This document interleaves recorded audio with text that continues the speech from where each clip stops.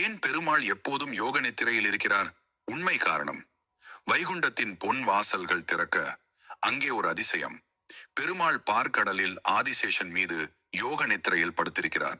ஆனால் இதற்கு பின்னால் பெரிய ரகசியம் உள்ளது.